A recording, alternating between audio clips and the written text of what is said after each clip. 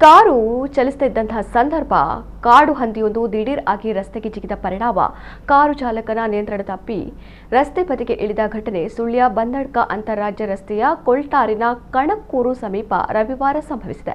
ಸುಳ್ಯದಿಂದ ಕೇರಳದ ಬಂದಡ್ಕ ಕಡೆಗೆ ಕಾರು ಸಂಚರಿಸ್ತಾ ಇದ್ದ ವೇಳೆ ಬೆಳಕಿನ ಜಾವ ಕಾಡು ಹಂದಿಯೊಂದು ಏಕಾಏಕಿ ಅಡ್ಡ ಬಂದಿದ್ದು ಪರಿಣಾಮ ಚಾಲಕನ ನಿಯಂತ್ರಣ ತಪ್ಪಿ ಕಾರು ರಸ್ತೆಯಿಂದ ಮೂಲೆಯ ಕೆಳಗೆ ಉರುಳಿದೆ. ಕಾರಿನಲ್ಲಿ ಚಾಲಕ ಒಬ್ಬರೇ ಇದ್ದು ಸಣ್ಣ ಪುಟ್ಟ ಗಾಯಗಳೊಂದಿಗೆ ಪ್ರಾಣಾಪಾಯದಿಂದ ಪಾರಾಗಿದ್ದಾರೆ. ಕಾರು ಜಖಂಗೊಂಡಿದೆ.